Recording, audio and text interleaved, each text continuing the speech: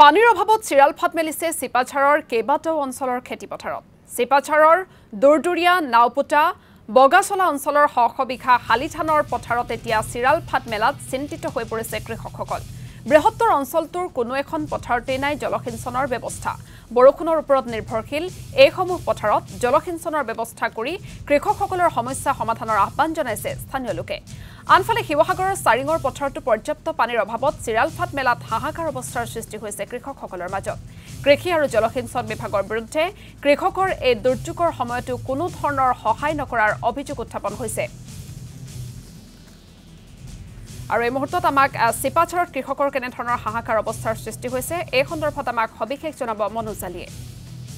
জলসিঞ্চনৰ সুব্যৱস্থা নথকাৰ ফলত এতিয়া বিঘাই বিঘাই খেতি মৰহি যাবলৈ ধৰিছে চিপাঝাৰ বিধানসভা সমষ্টিৰ পশ্চিম প্ৰান্তৰ বিভিন্ন কৃষি পথাৰত। দেখুৱাইছোঁ এনেধৰণে আচলতে যি কৃষকসকলে ৰোপণ কৰা খেতি পথাৰ এতিয়া এনেধৰণে চিৰাল ফাট মেলিবলৈ ধৰিছে আৰু পানীৰ অভাৱত এতিয়া দেখিবলৈ পোৱা গৈছে এই পথাৰসমূহৰ যিসমূহ আচলতে কৃষি কৰ্ম এনেধৰণে আচলতে চিৰাল ফাট মেলিবলৈ ধৰিছে। আমি এগৰাকী স্থানীয় কৃষক আছে, আমি তেওঁৰ সৈতে কথা পাতিম, আমি জানিবলৈ যত্ন কৰিম আচলতে তেওঁলোকৰ এই অঞ্চলটোত জলসিঞ্চনৰ সুব্যৱস্থা নথকাৰ ফলত কেনেধৰণে তেওঁলোকে সমস্যাৰ সন্মুখীন হৈছে। দেখিবলৈ পোৱা গৈছে আপোনালোকে মূৰৰ ঘাম মাটিত পেলাই যি খেতি কৰিছিল এতিয়া সেই খেতি এতিয়া মৰি যোৱাৰ উপক্ৰম হৈছে।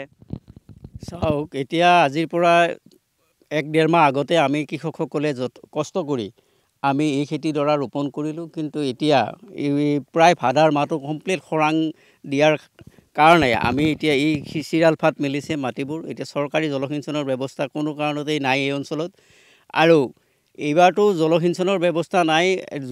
বিগত বৰ্ষত আকৌ বানে গৰকি এই ৰাস্তাটো আপোনালোকে যিটো ৰাস্তাৰে আহিছিলে এই ৰাস্তাটো বুৰি আছিলে, কৃষিকাৰ্য বানে নাশ কৰি লৈ গৈছে। এতিয়া এইবাৰ আকৌ মানুহে খেতি কৰিছে, এতিয়া চিৰাল ফাট মেলিছে। না সাৰৰ ব্যৱস্থা আছে, না চৰকাৰী কোনোবা কৃষি বিভাগৰ বিষয়া আহি ইয়াত প্ৰদৰ্শন কৰিছে, না কোনো ধৰণৰ মন্ত্ৰী আমলাই আহি ইয়াত পৰিদৰ্শন কৰি কৃষকসকলৰ সমস্যাৰ সমাধানৰ ক্ষেত্ৰত তেওঁলোকে ভূমিকা গ্ৰহণ কৰিছে। এনেধৰণৰ কোনো ধৰণৰ পদক্ষেপ আমি দৃষ্টিগোচৰ হোৱা নাই। তেনে পৰিপ্ৰেক্ষিতত আমি এটা কথাই অনুৰোধ জনাম, এতিয়াও সময় আছে, এইবিলাক শালিৰ খেতি হয়।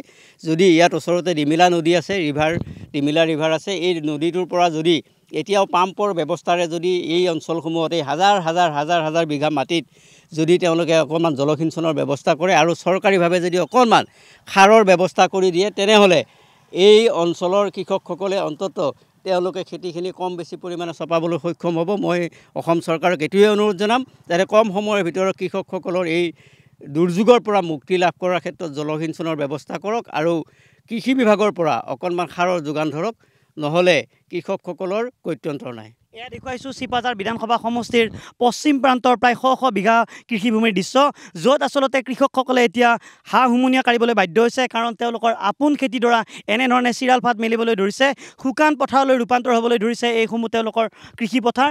কথা পাতিম, এতিয়া দেখিবলৈ পোৱা গৈছে আপোনালোকৰ এতিয়া খেতি পথাৰ মৰহি যোৱাবলৈ উপক্ৰম হৈছে। এতিয়া আপোনালোকে কৃষি বিভাগক কি আহ্বান জনাব? হয়, আপোনাৰ দেখিছে আপোনালোকে আমাৰ এই মই বগচলা গাঁৱৰ অন্তৰ্গত দূৰদূৰীয়া গাঁৱৰ এনেই খেতি কৰিছিলোঁ, কিন্তু যোৱা বছৰো মোৰ 22,000 টকা হৈ গৈছে।